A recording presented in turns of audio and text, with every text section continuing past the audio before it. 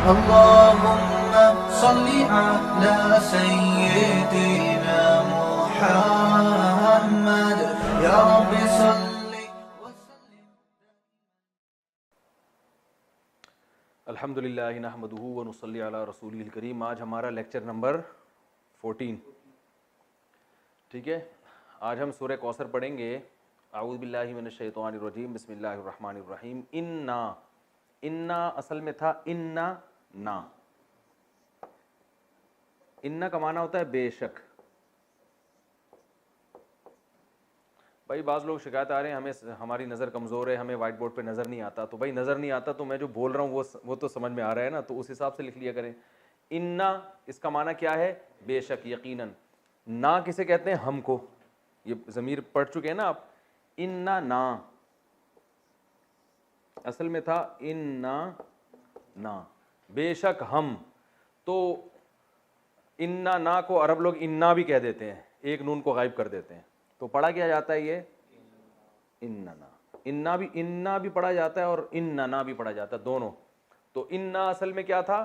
انا نا اعطینا اکرمنا. باب اکرام پڑھا نا آپ نے. اکرام کا معنی اکرام کرنا.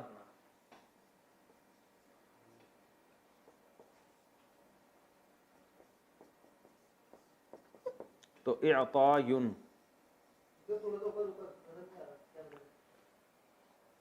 یہ اکرام کا معنی کیا ہے؟ اکرام کرنا.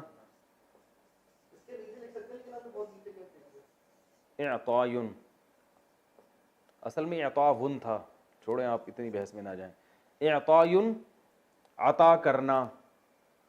تو اکرام کا ماضی آتا ہے اکرما. اکرام کیا اس ایک شخص نے گزرے ہوئے زمانے میں. تو اعطاین کا ماضی کیا آئے گا؟ اعطایا.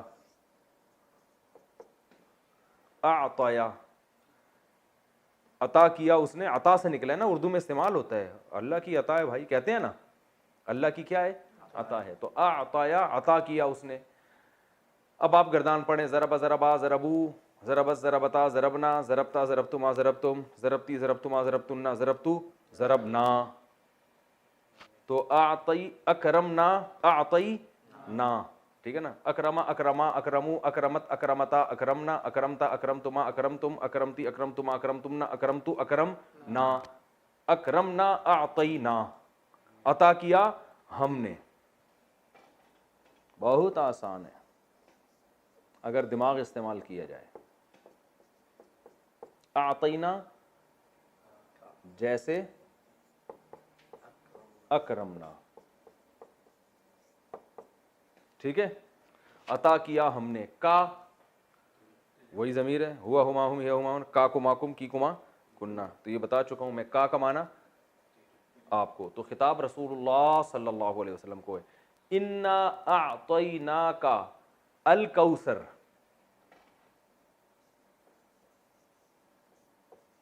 قرآن سامنے رکھ کر بیٹھیں گے نا تو یہ سب لکھا ہوا ہے وہاں پہ. لوگ مجھے شکایت نیچے کمنٹس میں آ رہا ہوتا ہے کہ ہمیں یہ لفظ سمجھ میں نہیں آ رہا. او بھائی قرآن سامنے رکھا ہوا ہے تو سمجھ میں کیوں نہیں آ رہا؟ عجیب, سمجھ میں آنے والی بات نہیں ہے. یہ تو میں پھر بھی ویسے ہی لکھوا رہا ہوں کہ ورنہ تو آپ کے سامنے جب قرآن رکھا ہوا ہے تو اعطینا بھی ہے اور اکرمنا بھی ہم نے پورا لکھوایا تھا آپ کو, اکرما. تو وہ تو اب ہر چیز بچوں کی طرح تھوڑی ایک ایک چیز لکھوائی جائے گی, آپ کھوپڑی استعمال کرنی پڑے گی آپ کو. اعطیناک الکوثر, کوثر کہتے ہیں.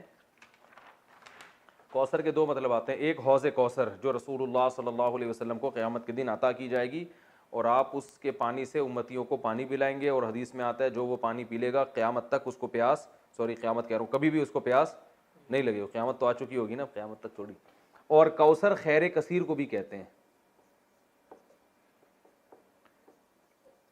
خیر کوئی بھی بہت بڑی خیر ہو اس کو بھی کوثر کہتے ہیں. تو دونوں تفسیریں. انا اعطیناک الکوثر فصلی, یہ مزیدار ہے. فصلی, فا الگ لفظ ہے, فا کا معنی تو. صلی کیا ہے اصل میں یہ سمجھیں.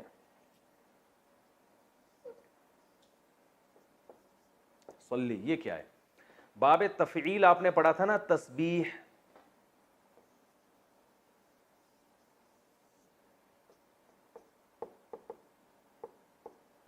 تسبیح. اس کا ماضی کیا آتا ہے؟ سبح. مضارع کیا آتا ہے؟ یسبح.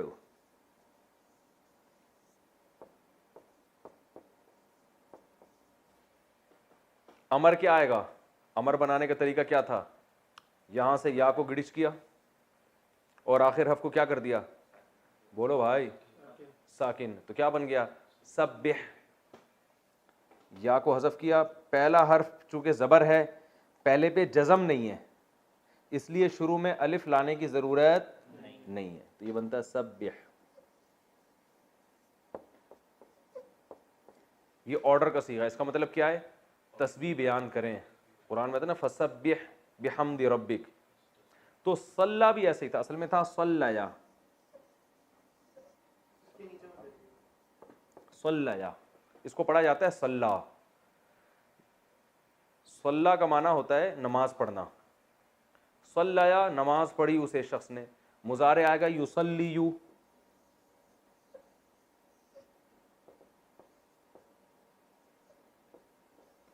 یصلیو جس کو پڑھا جاتا ہے یصلی.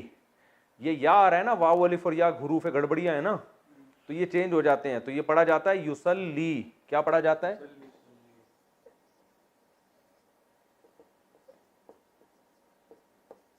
یصلی یعنی وہ نماز پڑھتے ہیں یا پڑھیں گے. اس کا معنی دعا مانگنا بھی آتا ہے. ان اللہ وملائکتہ یصلون علی النبی. یضربون کی طرح یصلون یسبحون وہ سب صلات بھیجتے ہیں نبی پر. یصلی. اب امر کیسے بنے گا؟ اس یا کو کیا کر دیں گے؟ حذف کر دیں گے, گڑچ کر دیں گے. حذف کو اردو میں گڑچ کہتے ہیں.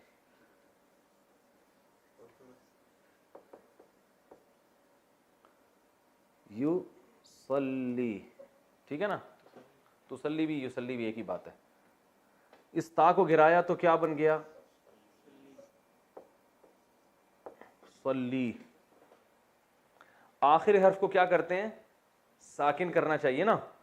جیسے یسبح میں سبح, تو صلی میں آخری حرف کو دیکھا یہ پہلے سے ہی ساکن ہے تو اب ہمیں تو کرنا ہے کچھ نہ کچھ. بس ہمیں ہے, ہم نے ساکن کرنا ہے. امر بنا رہے ہیں ہم تو ہم نے کیا یار جو ساکن ہے نا اب اس کو مزید ساکن کرنے تو کر نہیں سکتے, اس کو اڑا ہی دو. اور ویسے بھی حروف گڑبڑی ہے نا, واو الف یا واول حروف ہیں تو یہ آگے پیچھے ہوتے رہتے ہیں. تو کیا کر دیا؟ صلی. تو یہ امر میں یہ آخری حرف میں اگر یہ یا رہا ہوتا ہے نا تو اس کو غائب ہی کر دیتے ہیں. سمجھ میں آ گیا؟ ٹھیک ہے. نہیں آیا تو صلی امر کا صیغہ ہے, بس یہ ذہن میں رکھیں. باب تفعیل ہے تسبیح کی طرح. صلی. صلی کا معنی نماز پڑھو. تو بھی کہتے ہیں نا صلو علی الحبیب. یہ صلو علی الحبیب کیا ہے؟ یہ آپ کو گرین چینل میں ملے گا. صلو علی الحبیب اصل میں تھا صلیو. اب یہ گرین چینل والوں کو یہ بات کا پتہ نہیں ہے کہ نہیں ہے کہ یہ اصل میں کیا تھا. صلیو علی الحبیب تھا اصل میں. سبحو کی طرح. جیسے سبح ابھی میں نے آپ کو بتایا اس کا معنی ہے تسبیح بیان کر تو ایک آدمی. سبحا تم دونوں. سبحو تم سب تسبیح بیان کرو. تو اصل میں تھا صلیو علی الحبیب. لیکن یا آ رہا ہے حروف گڑبڑی ہے تو صلیو میں گھمانا تھا تو انہوں نے سلو ہو گیا. کیا بنا دیا اس کو؟ سلو.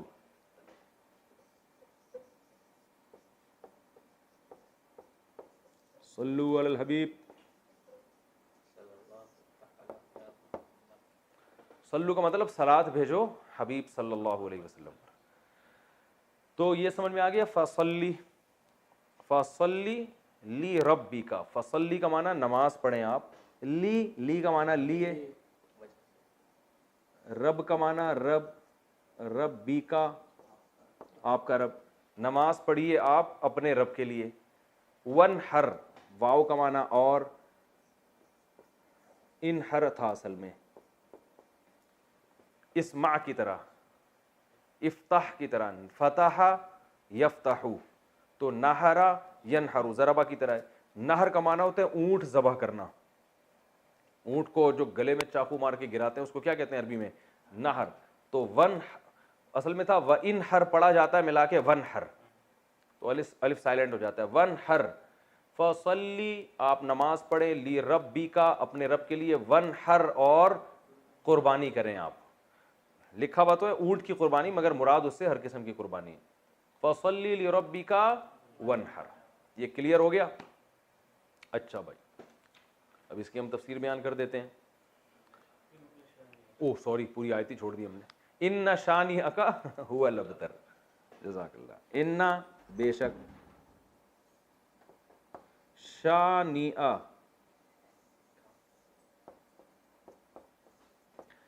یہ جو شانئ ہے یہ لفظ اردو میں استعمال ہوتا ہے، اس کا معنی ہے دشمن. شانئ کسے کہتے ہیں؟ دشمن کو. کا معنی آپ کا. ان شانئ کا، بے شک آپ کا دشمن، هو الابتر، وہ دشمن کیا ہے؟ ہوا کا معنی وہ، الابتر. ابتر اصل میں دم کٹے کو بھی کہتے ہیں، جس کی دم کٹ گئی ہو.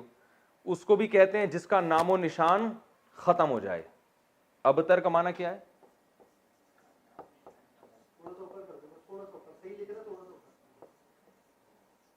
نام و نشان باقی نہ رہے. لکھا ہوا سمجھ میں نہیں آ رہا تو پڑھا ہوا تو سمجھ میں آ رہا ہے نا. ابتر جس کا نام و نشان باقی نہ. اردو میں استعمال ہوتا ہے یار میری تو حالت ابتر کر دی ہے اس نے، کہتے ہیں نا اتنی ابتر حالت ہے. مشکل اردو میں استعمال ہوتا ہے لیکن ہوتا بہرحال ہے. ابتر بہت بری حالت ہو گئی ہے، یعنی اچھے معنی میں استعمال نہیں ہوتا. ابتر میں لکھ دیتا ہوں.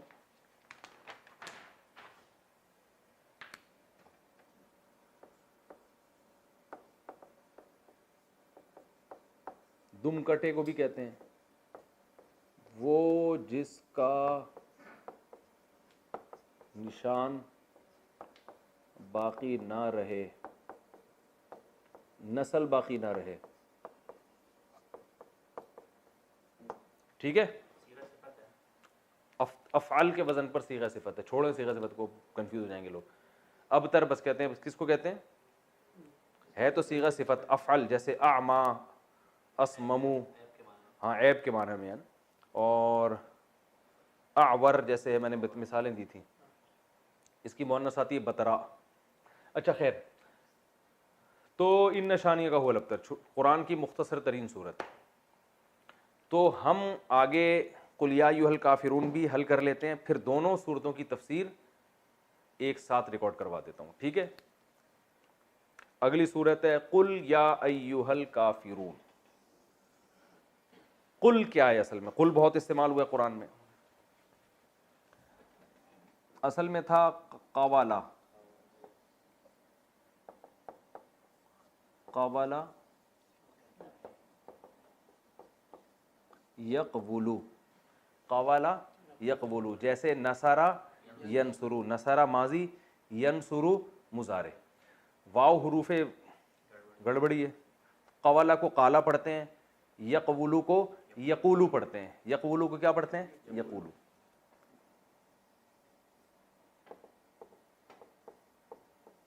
وہ کہتا ہے یا کہے گا. جب امر بناتے ہیں تو سب سے پہلا کام ہمارا کیا ہوتا ہے؟ اس یا کو گرا دیتے ہیں، مارکیٹ سے کیا کر دیتے ہیں؟ شارٹ. یہ بن گیا قولو. کیا بن گیا؟ قولو. صاف کر کے لکھ دیتا ہوں یہاں پہ موٹا موٹا.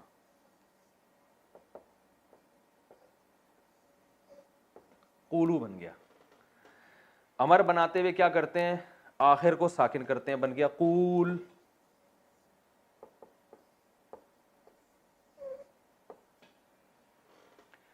شروع میں الف لے کر آتے ہیں اگر پہلا حرف ساکن ہو، نہیں ہو تو کچھ لانے کی ضرورت نہیں ہے. تو یہ کیا بن گیا؟ قول. اس کا معنی ہے کہو. ایک آدمی سے خطاب ہو رہا ہے، کہہ. اب قول اتنا لمبا ہے اور یہ ہے بھی واو گڑبڑی حرف ہے، تو عرب نے اس کو بنا کے دیا قل. اب قول کون بولے گا بھائی؟ اتنی دیر اس کی بات کرنے میں نہیں لگی جتنی دیر آپ کو اس کے کہنے میں لگ رہی ہے. بھائی میں آپ سے کہتا ہوں بات کریں، اور بات کرنے کا لفظ اتنا لمبا میں نے کھینچ دیا کہ آپ کے اب ٹائم ختم ہو چکا ہے. ایسا ہی ہے نا کہ آپ نے جتنی دیر میں مجھے بات کرنے کے لیے کہا ہے تو میرے بات کرنے کا ٹائم بھی آپ پی گئے ہیں. تو اگر آپ بولیں نا قول، وہ کہے گا قول کچھ کہنے کے قابل چھوڑا نہیں ہے، ٹائم ختم ہو گیا، میٹنگ کا ٹائم، آپ جا سکتے ہیں. تو اس لیے عربوں نے کیا کیا؟ قول کو شارٹ کر کے کیا کر دیا، اور بہت اچھا کام کیا. صحیح ہے نا، بالکل مناسب کام کیا. جب قول قل سے بات بن رہی ہے تو قول کہنے کی ضرورت کیا ہے. تو انہوں نے قول کو بنا دیا قل. یہ عربی اہل لغت کی بات کر رہا ہوں, یہ نبی صلی اللہ علیہ وسلم سے پہلے جو عرب تھے نا, زبان تو خود ہی نیچرل اس میں بن جاتی ہے نا, تو یہ بن گیا قل. قل کا معنی کہیں, ٹھیک ہے نا, قول سے نکلا ہے. قول اردو میں استعمال ہوتا ہے, بات کو کہتے ہیں. دو بندوں کو بولیں گے تو قولا, قولو, قولی, ٹھیک ہے نا. اچھا قل کہہ دیں, یا کا معنی کیا ہے, اے, اردو میں استعمال ہوتا ہے. یا اللہ, ہم کہتے ہیں نا یا اللہ, اے اللہ. قل یا ایھا الکافرون, ایھا, یہ ایھا کا لفظ بہت استعمال ہوا ہے. ایو کا مطلب ہوتا ہے, یہ صرف یوں سمجھ لیں کہ ایک تنبیہ کے لیے لگایا جاتا ہے. جیسے ہم کہتے ہیں ارے, اور ہا کا معنی بھی ایک تنبیہ, ہا یعنی ادھر متوجہ ہو جاؤ. تو اب اتنی گہرائی میں آپ کو جاننے کی ضرورت نہیں ہے, بس ایھا کا مطلب کیا, ارے ہو, ارے ہو, ارے بھائی. جیسے ہم اردو میں کہتے ہیں نا, تو ارے بھی کر سکتے ہیں اس کا ترجمہ. لیاری کی زبان میں اڑے, ٹھیک ہے نا, اڑے کہتے ہیں اسے. ہمارے یہاں ارے بھی. ایھا کا معنی او, اے, یا کا معنی اے, ایھا کا معنی او. اے او الکافرون, اے او کافروں.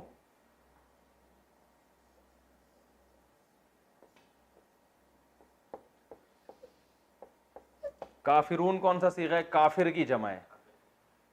کفارا یکفرو, نصارا ینصرو. اس میں فاعل آتا ہے ضاربن, تو اس کا آئے گا کافرون.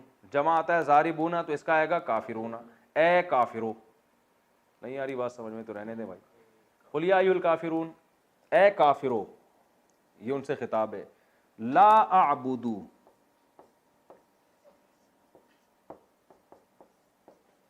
اعبدو انصرو کی طرح.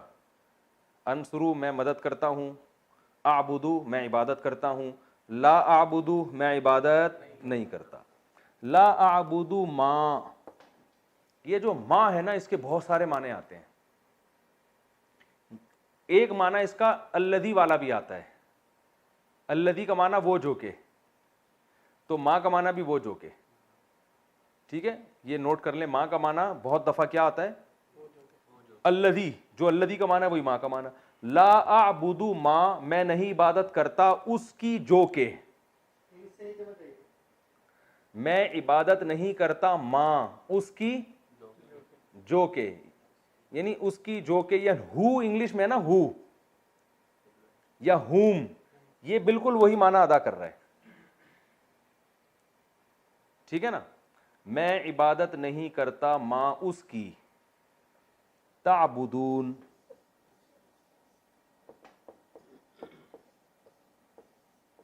تعبدون تنصرون کی طرح. تنصرو تم مدد کرتے ہو, تنصرو, تنصرانی, تنصرون تم سب مدد کرتے ہو, تعبدون تم سب عبادت کرتے ہو. مطلب کیا ہو, میں عبادت نہیں کرتا ماں اس کی, تعبدون تم عبادت کرتے ہو جس کی. بہت آسان. میں عبادت نہیں کرتا اس کی جس کی عبادت تم کرتے ہو. ولا, واو کا معنی اور, لا کا معنی نہیں, انتم کا معنی انتم. میں نے بتایا تھا نا انٹی اور انتم کا فرق بتایا تھا. انتم عابدون, ضاربون کی طرح, کافرون کی طرح, قاتلون کی طرح. قاتل قتل کرنے والا, قاتلون بہت سارے. تو عابد عبادت کرنے والا, عابدون بہت سارے عبادت کرنے والے. تو ولا انتم, اور نہیں ہو تم بھی, عابدون عبادت کرنے والے, کیونکہ انتم بہت سارے ہوتے ہیں نا, تم سب کو خطاب ہے. تو عابد کے بجائے عابدون. ولا انتم عابدون, اور تم عبادت کرنے والے نہیں ہو, اس میں فاعل ہے یہ. ولا انتم عابدون ما اس کی, ولا انتم عابدون ما اعبد, اور تم عبادت کرنے والے نہیں ہو اس کی جس کی میں عبادت کرتا ہوں. ولا انا عابد ما عبدتم, ولا انا, اور نہ ہوں, انا عربی میں کہتے ہیں میں, انا نحنو بتایا تھا نا. ولا انا عابد, یہ اس میں فاعل ہے, اور نہ میں عبادت کرنے والا ہوں. ولا انا عابد ما اس ذات کی, عبدتم, عبد تم تھا, اصل میں پڑھتے عبدتم ہے.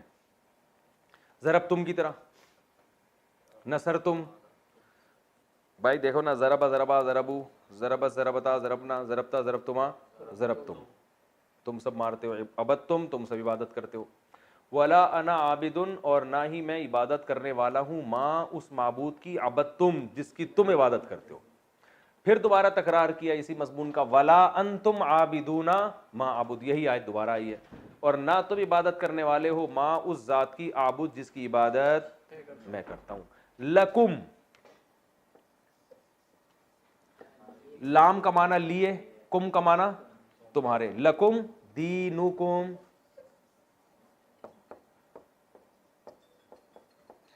تمہارے لیے، دینکم تمہارا دین، ولیا، واو کا معنی اور، ولیا یا کا معنی میں، ذرا بنی تھا نا، یا آ رہا تھا، ولیا اور میرے لیے، لکم دینکم ولیا دین، اور میرے لیے ایک دین ہے. یہ تو ترجمہ بتا رہا ہوں نا، لکم دینکم تمہارے، تمہارا دین، ولی دین اور میرے لیے بھی ایک دین ہے. ایک کا ترجمہ تنوین سے کر رہا ہوں. جب بھی دو زبر دو سے دو پیش آتا ہے نا تو اس کا معنی کوئی یا ایک لگتا ہے. سمجھ میں آ گیا؟ ٹھیک ہے، نہیں ہے تو زیادہ پیچیدگیوں میں جانے کی ضرورت بالکل بھی نہیں ہے. تو بس لکم دینکم ولی دین، تمہارے لیے تمہارا دین اور میرے لیے دین، ایک الگ دین ہے میرے لیے. تو یہ سورہ کوثر اور سورہ کافرون. کتنا ٹائم باقی ہے بھائی؟ 19 منٹ باقی ہیں ابھی. تو سورہ کوثر اور سورہ کافرون کا میں نے آپ کو جو گرامر کے لحاظ سے حل کر دیا. اب ہم آگے اس کی تفسیر پڑھتے ہیں. تو اب ہم انشاءاللہ اس کی تفسیر پڑھیں گے. پہلے سورہ کوثر ہم نے پڑھی ہے. کوثر عربی میں خیر کثیر کو کہتے ہیں. اس سورت کا ایک شان نزول ہے. شان نزول اس کا یہ ہے کہ رسول اللہ صلی اللہ علیہ وسلم جب مکہ مکرمہ میں تھے تو آپ صلی اللہ علیہ وسلم نے لوگوں کو توحید کی دعوت دی. تو بہت سو نے قبول کی، بہت سو نے انکار کیا. آپ صلی اللہ علیہ وسلم کے دشمن پیدا ہو گئے. عرب میں نرینہ اولاد کو ایک بہت بڑا تحفہ سمجھا جاتا تھا. آپ صلی اللہ علیہ وسلم کے نرینہ اولاد نہیں تھی. آپ کے بیٹے پیدا ہوئے قاسم، اور ان کا انتقال ہو گیا. تو اس پہ جو ہے نا مشرکین مکہ نے یہ شور مچانا شروع کر دیا کہ دیکھو یہ تو ابتر ہے معاذ اللہ، یعنی ان کی تو نسل ہی ختم ہو رہی ہے، ان کا تو اثر ہی ختم ہو جائے گا، اور جو دین یہ لے کر آئے ہیں ان کے دنیا سے جانے کے بعد وہ دین ختم ہو جائے گا. کیونکہ عموماً ایسا ہوتا ہے کہ باپ کے جانے کے بعد بیٹے جو ہے وہ قائم مقام بنتا ہے اور وہ اسی ویژن کو لے کے آگے چلتا ہے. تو ان کو یہاں ویسے بھی لوگ فالو نہیں کر رہے ہیں مکہ میں، اور ان کی اپنی کوئی اولاد بھی نہیں ہے، یعنی نرینہ اولاد بھی نہیں ہے، کیونکہ نسل تو نرینہ اولاد سے چلتی ہے. تو اس لیے جو ہے نا یہ ابتر ہے معاذ اللہ. ابتر کا معنی ان کا نام و نشان ختم ہونے والا ہے. تو نبی صلی اللہ علیہ وسلم بشر تھے. آپ کو یہ تانے سن کے غم ہوتا تھا. انسان کو بہرحال ہوتا ہے جب کوئی اس کے خلاف منفی پروپیگنڈا کرتا ہے. تو اللہ تعالیٰ نے آپ صلی اللہ علیہ وسلم کی تسلی کے لیے یہ آیات نازل فرمائی. عاص ابن وائل ایک بہت اسلام دشمن تھا، عرب کا سردار تھا، اس نے یہ پروپیگنڈا بہت کیا تھا. تو اس پر سورہ کوثر نازل ہوئی. انا اعطیناک الکوثر، اے نبی ہم نے آپ کو خیر کثیر دی ہے. خیر کثیر سے مراد آپ کو جو ہم نے اسلام دیا ہے وہ اتنی بڑی خیر ہے کہ اگر آپ کے کوئی نرینہ اولاد نہیں بھی ہے تو اس کے مقابلے میں اللہ نے آپ کو جو دین دے دیا، اس کی دینی دنیا کی برکتیں بھی حاصل ہوں گی اور آخرت میں بھی. تو یہ خیر کثیر کے ہوتے ہوئے اگر آپ کے نرینہ اولاد نہیں ہوتی تو آپ کو غم کرنے کی ضرورت نہیں ہے. اور دوسری تفسیر کے مطابق ہم نے آپ کو حوض کوثر دی ہے. تو آپ صلی اللہ علیہ وسلم میدان حشر میں اپنے امتیوں کو پانی پلائیں گے. جب لوگ پیاس سے بلک رہے ہوں گے تو یہ آپ کی خصوصیت ہے کہ اس وقت اللہ نے آپ کو ایک نہر آپ کے اختیار میں دی ہوگی جس سے آپ اپنے چاہنے والوں کو پانی پلائیں گے اور پھر ہمیشہ کے لیے ان کی پیاس بجھ جائے گی. تو جس کو اتنی بڑی نہر ملی ہو، اتنا اس کو عزت مل رہی ہو آخرت میں، تو اس کو ایسی شخصیت کو کہ اگر نرینہ اولاد نہیں ہوتی تو وہ یہ غم کوئی غم نہیں ہے ان کے لیے. تو یہ دو خوشخبریاں دی گئیں. انا اعطیناک الکوثر، اے نبی ہم نے آپ کو کوثر عطا کی ہے. اب چونکہ اللہ نے ایک نعمت کی ہے تو اللہ فرما رہے ہیں کہ آپ پر بھی شکر واجب ہے. وہ شکر کیا ہے؟ فصلی لربک، آپ اپنے رب کے لیے نماز پڑھیے، ونحر اور قربانی کیجیے. دو کام آپ کریں گے، نماز اور قربانی. تو اس کا صلہ اللہ آپ کو کیا عطا فرمائے گا؟ ان شانئک ھو الابتر، آپ کا دشمن آپ کو تانے دے رہا ہے کہ آپ ابتر ہیں، آپ کی نسل ختم ہونے والی ہے. تو ہم آپ کو یہ خوشخبری دے رہے ہیں کہ آپ دین پر مضبوطی سے قائم رہیے، آپ کے دشمن کی نسل ختم ہونے والی ہے. تو ان کے جسمانی بیٹے تو ہوں گے، روحانی اولاد نہیں ہوگی ان کے، جس کا نتیجہ یہ نکلے گا کہ ان کے درجنوں بچے ہو کے بھی ان کا نام و نشان مٹ جائے گا. باپ دیکھیں عرب کے بہت اولاد ہوا کرتی تھی لیکن آج ان عرب کے سرداروں کا نام لینے والا کوئی بھی نہیں ہے، نہ ابو جہل کو پوچھا جاتا ہے، نہ ابو لہب کو، نہ عاص بن وائل کو۔ تاریخ میں ان کا تذکرہ ایک برے عنوان سے، برے نام سے کیا جاتا ہے، کوئی ان کو عزت دینے والا نہیں، حتیٰ کہ ان کی اولادیں بھی آگے جا کے مسلمان ہو گئیں، انہوں نے بھی اپنے باپ دادا کا ذکر چھوڑ دیا۔ تو یہ اس صورت میں اللہ تعالیٰ کا ارشاد ہے۔ اچھا، اب اس میں جو کچھ علمی باتیں ہیں، نمبر ایک کہ اللہ تعالیٰ نے جب بھی کسی پر کوئی انعام کیا ہو، احسان کیا ہو، تو اللہ تعالیٰ چاہتے ہیں کہ اس کا تم شکر ادا کرو۔ تو اسی وجہ سے آپ صلی اللہ علیہ وسلم کو اس صورت میں خطاب کیا گیا کہ ہم نے آپ کو جب کوثر عطا کی ہے تو آپ اللہ کے بندے ہیں، لہذا آپ پر بھی اللہ کا شکر ادا کرنا واجب ہے۔ پہلی بات تو یہ پتہ چلی۔ دوسری بات یہ پتہ چلی کہ شکر ادا کرنے کا طریقہ ہمیشہ سے وہی ہوگا جو اس صورت میں بیان کیا ہے، ایک نماز اور ایک قربانی۔ نماز ہمیشہ یاد رکھیں کہ لیبل ہے جسمانی عبادت کا، اور قربانی لیبل ہے مالی عبادت کا، کیونکہ جب آپ جانور، عرب میں اونٹ جو ہے نا یہ بہت قیمتی مال تھا، تو اتنے قیمتی مال کو کاٹ دینا یہ بہت بڑی قربانی سمجھی جاتی تھی۔ تو مطلب کیا ہے کہ آپ نے اللہ کو راضی کرنے کے لیے اپنے جسم کو بھی کھپانا ہے جیسے کہ نماز میں کھپایا جاتا ہے، اور اپنے مال کو بھی قربان کرنا ہے جیسے کہ قربانی میں کیا جاتا ہے۔ تو مراد صرف نماز اور قربانی نہیں ہے، بلکہ یہ ایک لیبل ہے، اور قرآن کا یہ طریقہ رہا ہے کہ وہ جزیات کے ضمن میں اصول اور قاعدے بیان کرتا ہے، مثالوں سے پورا ایک جو ہے نا لا بیان کرتا ہے، قانون بیان کرتا ہے۔ تو یہاں بھی ایک قانون بیان کیا جا رہا ہے کہ شکر کا دو طریقے ہیں، ایک جسمانی عبادت بھی اور مالی عبادت بھی، مال بھی خرچ کرنا ہے اور جو ہے جسمانی عبادت بھی کرنی ہے۔ اب تمام جسمانی عبادتیں اس میں آ گئیں، کیونکہ نماز سب سے اہم ہے اس لیے اللہ نے اس کو ذکر کیا، اس میں روزہ بھی آ گیا، اس میں حج بھی آ گیا، اور اس میں جو کچھ بھی ہم اللہ کے لیے اپنے جسم کو کھپاتے ہیں سب کچھ آ گیا، اور مال میں تمام مالی عبادتیں آ گئیں، زکوٰۃ بھی آ گیا، فطرانہ بھی آ گیا، اور اللہ کی مخلوق کو اللہ کو خوش کرنے کے لیے اللہ کی مخلوق کو کھانا کھلانا، یعنی ہر وہ عبادت جس میں قربانی کا عنصر ہو۔ تو قربانی یعنی مالی قربانی کا عنصر ہو، تو مالی قربانی جو ہے وہ غریبوں کو کھانا کھلا کے بھی حاصل ہوتی ہے، رشتہ داروں پہ خرچ کرنا اور ضرورت مند کو قرضہ دینا، یہ تمام کی تمام چیزیں اس میں داخل ہیں۔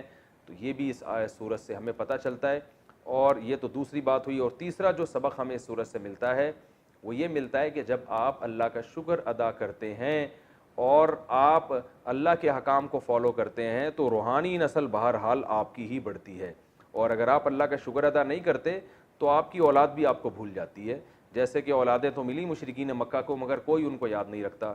تو آج بھی ہم دیکھتے ہیں کہ دینداروں میں یہ چیز نظر آتی ہے، ان کی اولادیں والدین کے مرنے کے بعد موت تک ان کے لیے دعائیں کرتی ہیں، موت تک صدقہ خیرات کرتی رہتی ہیں، پھر آگے نسلیں پیدا ہوتی ہیں وہ بھی اپنے باپ دادا کے لیے مغفرت کی دعائیں مانگتے رہتے ہیں۔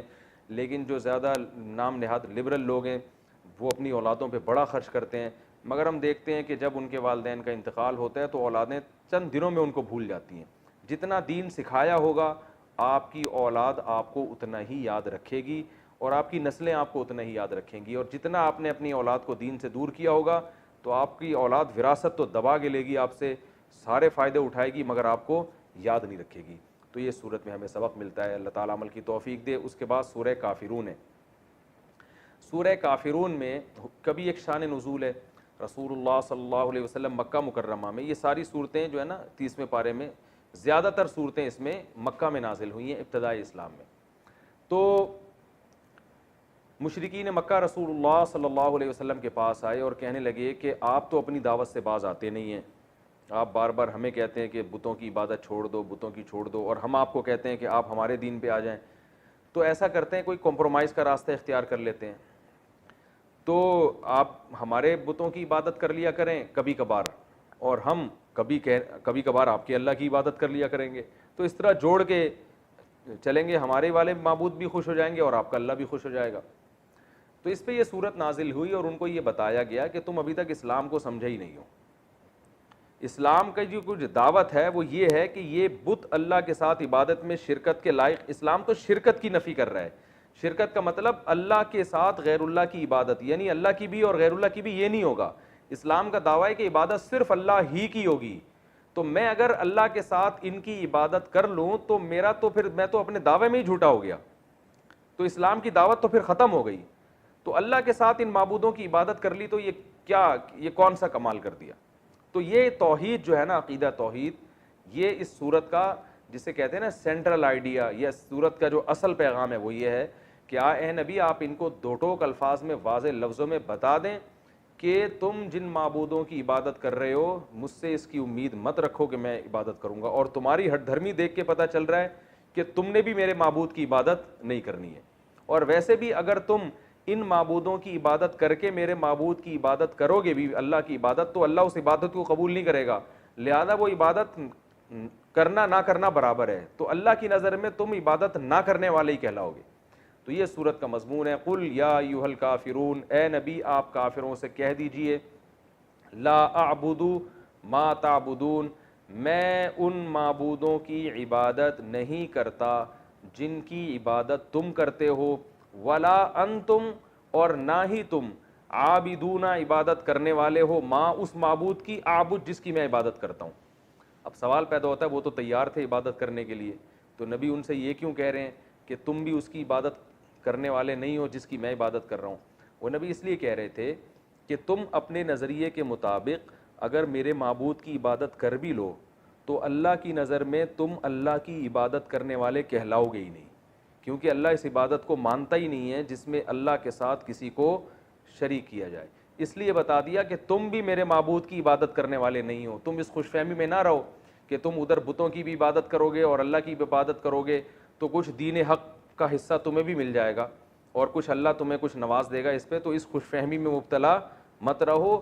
ولا انتم عابدون ما اعبد, تم کون سا عبادت کرنے والے ہو اس معبود کی جس کی میں عبادت کرتا ہوں, تو وہ عبادت تمہاری ہونا نہ ہونا برابر ہے.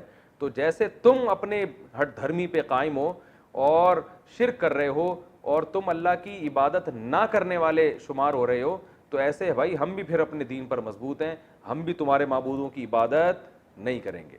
تو اسی آیت کو پھر دوبارہ دہرایا گیا تاکید کے لیے کہ ولا انا عابد ما عبدتم, نہ میں اس کی عبادت کرنے والا ہوں جس کی عبادت تم کرتے ہو, ولا انتم عابدون ما اعبد, یعنی اسی مضمون کو تکرار کیا گیا. قرآن میں ایسا ہے کہ ایک آیت کو بار بار تکرار کیا گیا ہو تاکید کے لیے. جیسے ہم کسی کو بات سمجھاتے ہیں نا تو ایک دفعہ کہتے ہیں, پھر دو دفعہ کہتے ہیں, پھر تین دفعہ کہتے ہیں, تو یہ عرب کا ایک دستور تھا, اس طرح سے بات کو سمجھایا کرتے تھے. قرآن میں اس کی بہت مثالیں ملتی ہیں. تو اللہ نے فرمایا کہ آپ ان سے کہہ دیجئے کہ تم بھی اس کی عبادت نہیں کرتے جس کی میں عبادت کرتا ہوں, اور ولا انا عابد ما عبدتم, اور نہ میں اس کی عبادت کروں گا جس کی تم عبادت کرتے ہو. تو نہ فی الحال ایسا ممکن ہے نہ مستقبل میں ایسا ممکن ہے. لکم دینکم ولی دین, تمہارے لیے تمہارا دین اور میرے لیے میرا دین. اس آیت کا یہ مطلب نہیں ہے کہ ان کو اجازت دی جا رہی ہے کہ تم اپنے دین پر عمل کرو میں اپنے دین پر. اس کو کہتے ہیں متارکت, کہ جب کوئی ہٹ دھرم ہو اور بات نہ مان رہا ہو تو جان چھڑانے کے لیے اس کو یہ کہا جا سکتا ہے کہ بھائی تم اپنے دین کو فالو کرو, ہم اپنے دین کو فالو کرتے ہیں. مطلب یہ کہ تم اپنا دین نہیں چھوڑ سکتے تو کم از کم ہمیں تنگ مت کرو, ہم سے امید مت رکھو کہ ہم اپنا دین چھوڑ دیں گے. تو یہ تو اس صورت کی جو بیسک تفسیر تھی وہ میں نے بیان کی ہے. اس صورت میں جو علمی نکات ہیں, سب سے پہلا نقطہ یہ ہے کہ بعض لوگ آج کہتے ہیں کافر کو بھی کافر کہنے کی اسلام میں اجازت نہیں ہے. تو اگر اجازت نہ ہوتی تو اللہ یوں کہتے قل یا ایھا الکافرون, اے نبی اے کافرو.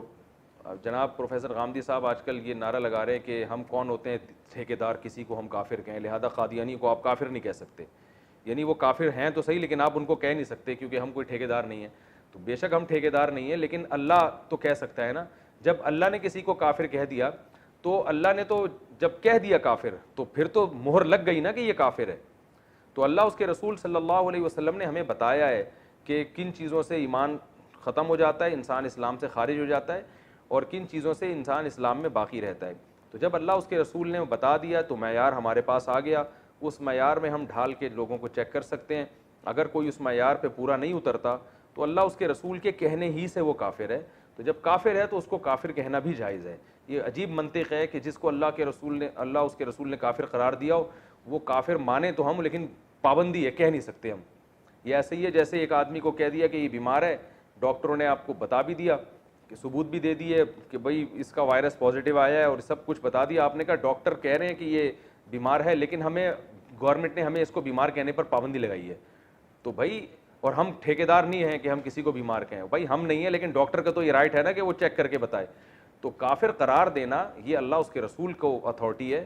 تو جس کو اللہ اس کے رسول نے کافر قرار دے دیا ہو اس کو کافر کہنے پر کوئی گناہ نہیں ہے. ہاں مصلحتاً کوئی کافر نہ کہے, اس لیے کہ دین کے جب آپ کسی کو قریب کرنا چاہتے ہیں تو آپ ایسے الفاظ استعمال کرتے ہیں جس سے وہ قریب ہو. جیسے قرآن نے اہل کتاب کو اہل کتاب کہا, کیونکہ اہل کتاب کے لفظ میں ایک قسم کی عزت ہے، تو جب آپ اس کو عزت دیں گے تو وہ دین کے قریب آئے گا. تو اس نیت سے اگر کوئی وقتی طور پر کسی کافر کو کافر نہیں کہتا تو اس میں کوئی حرج نہیں ہے دین کے قریب لانے کے لیے. لیکن علی الاطلاق پابندی لگا دینا کہ قادیانیوں کو کافر نہیں کہا جائے گا اور فلاں کو کافر نہیں کہا جائے گا، تو وہ جو کافر ہے وہ تو کافر ہی کہا جائے گا اس کو. تو یہ خامخواہ کی افلاطونی اور ایک عجیب سی منطق ہے. تو قرآن نے بھی کافر کہا اور نبی کو بھی کہا کہ اے نبی آپ یوں کہہ دیے اے کافر ہو. کافر کا معنی انکار کرنے والا، اے انکار کرنے والو، اے اللہ اس کے رسول کا انکار کرنے والو. تو لا اعبد ما تعبدون، جس کی تم عبادت کرتے ہو میں اس کی عبادت نہیں کر سکتا. تو پہلا علمی نقطہ کیا پتہ چلا کہ کسی کافر کو کافر کہہ سکتے ہیں بشرطے کہ مصلحت کے خلاف نہ ہو. دوسرا علمی نقطہ ہمیں یہ پتہ چلا کہ جب آپ کسی کو بھی دین کی دعوت کی طرف لے کر آئیں تو ایک حد تک محنت کریں، اور جب آپ نا امید ہو جائیں اسباب کی دنیا میں تو پھر آپ برات کا اعلان کر دیں. یعنی یہ ہر کافر کے بارے میں نہیں ہے، یہ صورت تو ان کافروں کے بارے میں نازل ہوئی نا جو ہر دھرم تھے، ضدی تھے، ایمان لانے کے لیے کسی قیمت پہ تیار ہی نہیں تھے. تو ایک اسٹیپ ایسا آتا ہے کہ اس میں آپ کو یہ کہنے کی اجازت ہے کہ بھائی ہم تم سے بری ہیں، لکم دینکم ولی دین، تمہارے لیے تمہارا دین اور ہمارے لیے ہمارا دین. کیونکہ اب ہمیں تمہارے انداز سے اور تمہارے عمل سے پتہ چل گیا، ایک اندازہ ہو گیا کہ تم ہمارے دین کو فالو کرنے والے نہیں ہو. تو اب ایسی صورت میں بجائے اس کے کہ آپ دوبارہ پھر ان سے چپکے رہیں، اس کا نقصان یہ ہوتا ہے کہ برے ماحول کا آپ پہ بھی اثر پڑتا ہے. تو ان سے کنارہ کشی اختیار کر لی جائے. بھائی اگر آپ کو اسلام سمجھ میں نہیں آ رہا تو جیسے آپ جو سمجھ میں آ رہا ہے پھر اس پر کرو، اللہ آخرت میں خود ہی فیصلہ کر دے گا. تو چونکہ یاد رکھو اس صورت کا یہ مطلب ہرگز نہیں ہے کہ لکم دینکم ولی دین. کیونکہ میرا ایک عیسائی سے مناظرہ ہو رہا تھا، مناظرہ تو نہیں بحث ہو رہی تھی، تو عیسائی نے کہا آپ کے تو قرآن میں خود لکھا ہوا ہے لکم دینکم ولی دین، مسلمانوں کے لیے اسلام ہے اور ہمارے لیے ہمارا دین، تو ہمارے لیے عیسائیت ہے، تو ہمیں عیسائیت پہ ہی اللہ بخش دے گا. میں نے کہا اس آیت کا یہ مطلب نہیں ہے بھائی، اس آیت کا مطلب یہ ہے کہ تم نے بات تو ماننی نہیں ہے، تو دنیا میں ہم تم سے برات کا اعلان کرتے ہیں اور ہم تم کو چھیڑیں گے نہیں. تم اگر اسی دین کو فالو کرتے ہو تو کرتے رہو، اللہ خود ہی قیامت میں حشر جو ہے نا وہ تمہارا کر دے گا اور اللہ خود ہی انتقام لے لے گا. کیونکہ القرآن یفسر بعضہ بعضا، قرآن کی ایک آیت دوسری آیت کی تفسیر کرتی ہے. دوسرے مقام پہ اللہ نے فرمایا ان الدین عند اللہ الاسلام، دین اللہ کی نظر میں صرف اسلام ہے. اور ایک اور جگہ فرمایا وَمَن يَبْتَغِي غَيْرَ الْإِسْلَامِ دِينًا فَلَن يُقْبَلَ مِنْهُ، جو اسلام کے علاوہ کسی اور مذہب کو فالو کرے گا ہرگز قیامت کے دن قبول نہیں کیا جائے گا. وَهُوَ فِي الْآخِرَةِ مِنَ الْخَاسِرِينَ، اور وہ آخرت میں خسارے والوں میں سے ہوگا. تو اللہ جب ایک جگہ واضح لفظوں میں فرما رہے ہیں کہ اسلام کے علاوہ کوئی دین قابل قبول نہیں ہے، تو اللہ کیسے پرمیشن دے سکتے ہیں لکم دینکم کہ تم جس دین کو فالو کرتے رہو؟ تو کوئی فالو کرنے کی اجازت نہیں ہے. صرف بتانا یہ مقصد ہے کہ تم اگر ہماری بات نہیں مانتے تو دنیا میں تم اسی دین کو فالو کرو، ہم زبردستی اپنا دین تم پر مسلط نہیں کریں گے، ہم زبردستی تم سے بحث مباحثہ کر کے تمہیں زبردستی لانے کی کوشش نہیں کریں گے. یہ مطلب ہے. اور اسی مفہوم کی آیت سورہ آل عمران میں لا اکراہ فی الدین، دین میں زبردستی نہیں ہے. قد تبین الرشد من الغی، زبردستی نہ ہونے کی اللہ نے وجہ بھی بیان کر دی کہ صحیح راستہ، رشد والا راستہ، وہ غی یعنی گمراہی والے راستے سے بالکل واضح ہے. یعنی اللہ نے صحیح جو راستہ ہے نا وہ دودھ کا دودھ پانی کا پانی، اس طرح سے اللہ نے سب کے سامنے واضح کر دیا ہے. تو جب اللہ نے اسلام کو اتنا واضح کر دیا، ہدایت کے راستے کو اتنا واضح کر دیا، تو زبردستی لانے کی اب ضرورت نہیں ہے. کیونکہ جو زبردستی آئے گا وہ چلے گا تھوڑی زبردستی، وہ حجت تمام ہو چکی ہے، سب کو پتہ چل گیا ہے کہ صحیح کیا ہے اور غلط کیا ہے. تو یہ تمام آیتوں کو آپ ملاتے ہیں تو صاف پتہ چلتا ہے کہ لکم دینکم ولی دین کا یہ مطلب ہرگز نہیں ہے کہ تم اپنے دین کو فالو کرو، تمہیں اجازت ہے. نہ نہ نہ نہ، دنیا میں اجازت ہے، آخرت میں سزا ملے گی. اور تیسرا نقطہ اس آیت سے ہمیں یہ بھی پتہ چلتا ہے کہ کسی کو زبردستی مسلمان نہیں بنایا جا سکتا. دو میں نے علمی نقطے بیان کر دیے نا، پہلا کہ کافر کو کافر کہنا جائز ہے، دوسرا کیا ہے کہ جب آپ کو نا امید ہو جائیں کسی کی دعوت پہ تو اس پہ ٹائم ضائع کرنے کے بجائے کسی اور کام میں انسان کو کسی اور کو دعوت دینی چاہیے. بعض لوگ ایک ہی آدمی کے پیچھے پڑے رہتے ہیں، ایک ہی فرقے کے پیچھے پڑے رہتے ہیں ساری زندگی. بھائی نہیں صحیح آ رہا تو اپنی صلاحیتوں کو کسی اور جگہ خرچ کرو. بہت سے لوگ ایسے ہیں جن میں ہدایت کا جذبہ ہے، تو ان پہ اپنی صلاحیتوں کو خرچ کرو، وہ ہدایت لے آئیں گے. تو ہر دھرم لوگوں کو چھوڑ دینا چاہیے. تو یہ دوسرا نقطہ ہوا. تیسرا علمی نقطہ کیا ہوا کہ ایک انتہا کے بعد تیسرا علمی نقطہ یہ ہوا کہ لکم دینکم ولی دین میں اللہ تعالیٰ نے یہ ہمیں بتا دیا کہ آپ اپنا دین زبردستی کسی پہ مسلط نہیں کر سکتے. تو اسلام میں ایسا ہی ہے کہ کوئی اگر اسلام میں داخل نہ ہونا چاہے تو کہیں تلوار کا استعمال کی اجازت نہیں دی گئی ہے کہ لازمی اس کو واپس دین کی جو ہے نا اسلام میں داخل کیا جائے. البتہ کوئی مسلمان ہو پہلے سے اور وہ اسلام کو چھوڑ دے تو پھر حکومت کے لیے جائز نہیں ہے کہ اس کو اس غیر اسلام پہ باقی رہنے دے, کیونکہ اس کو پھر محاربہ سمجھا گیا ہے, اعلان جنگ سمجھا گیا ہے, کیونکہ اس نے اسلام کے محاسن اپنی آنکھوں سے دیکھے ہیں, اس کا عذر پھر چھوٹا نہیں ہے. کیونکہ اس طرح اگر لوگ جائیں گے تو پھر یہ اس سے جو ہے نا اسلام کو شدید نقصان پہنچتا ہے. تو اسلام میں داخل ہونے کے لیے راستہ کھلا ہوا ہے, داخل ہونے کے بعد واپسی کا آپشن اسلام نے نہیں رکھا. تو آپ سوچ سمجھ کے آئیں, نہ آئیں کوئی مسئلہ نہیں, آخرت میں اللہ آپ سے خود ہی انتقام لے گا, لیکن آ گئے ریورس نہیں ہو سکتے, اس کی اسلام نے آپ کو اجازت نہیں دی ہے. تو یہ اس صورت کا مین خلاصہ تھا, برات کا اعلان. اللہ تعالی ہم سب کو سمجھنے کی, عمل کرنے کی توفیق عطا فرمائے. وما علینا الا البلاغ.